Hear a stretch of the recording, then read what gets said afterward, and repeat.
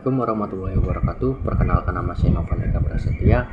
Di sini saya akan membahas biografi dari seorang wakil presiden pertama, yaitu Dr. Andes Haji Muhammad Hatta. Beliau lahir di Bukit Tinggi, Sumatera Barat pada tanggal 12 Agustus 1902. Pria yang kerap disapa dengan sebutan Bung Hatta ini merupakan pejuang kemerdekaan Republik Indonesia yang kerap disandingkan oleh Insinyur Soekarno. Bung Hatta memiliki 3 orang anak, yaitu Mutia Farida Hatta Suasono, Gemala Hatta, dan Halidah Hatta. Bung Hatta juga dikenal sebagai organistoris, aktivis partai politik, proklamator, dan wakil presiden pertama Indonesia. Kiprahnya di bidang politik dimulai saat ia menjadi bendahara Jong Sumatranen Bon, wilayah Padang pada tahun 1916. Pengetahuan politiknya berkembang dengan cepat saat Bung Hatta sering menghadiri berbagai ceramah dan pertemuan-pertemuan politik. Secara berkelanjutan, Bung Hatta melanjutkan kiprahnya terjun ke dunia politik sampai tahun 1921 menetap di Rotterdam, Belanda, dan bergabung dengan sebuah perkumpulan pelajar tanah air yang ada di Belanda, Indische Vereniging. Mulanya organisasi tersebut hanyalah merupakan organisasi perkumpulan bagi pelajar, namun segera berubah menjadi organisasi pergerakan kemerdekaan saat 3 tokoh Indische Pauts, Sawardi Soeyaningrat, Does Dekker, dan Cipto Mangunkusumo bergabung dengan Indische Vereniging yang kemudian berubah nama menjadi Perhimpunan Indonesia atau PI.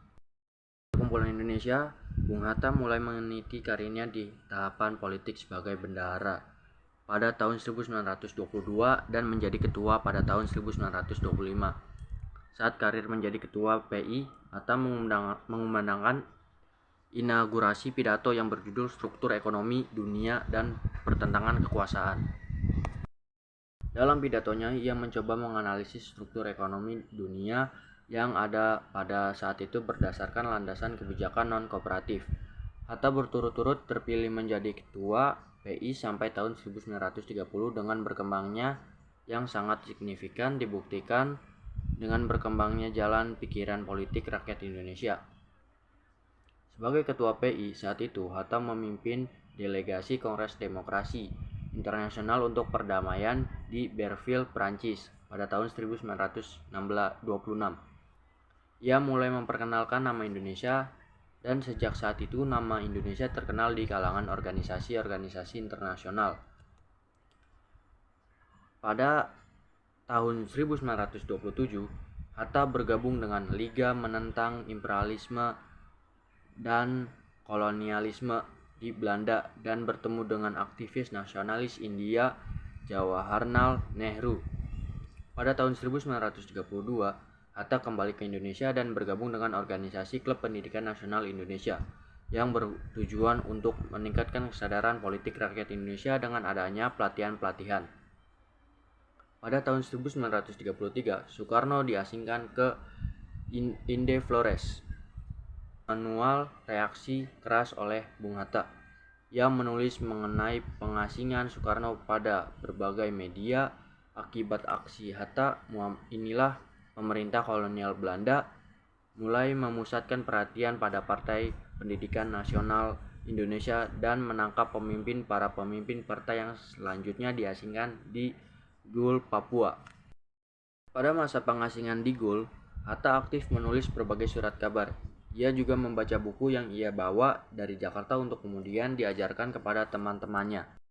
Selanjutnya pada tahun 1935 saat pemerintahan kolonial Belanda berganti, Hatta dan Syahrir dipindah lokasikan ke Banda Neira.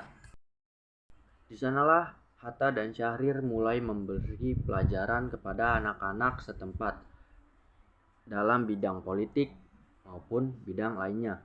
Setelah 8 tahun diasingkan, Hatta dan Syahrir dibawa kembali ke Sukabumi pada tahun 1942.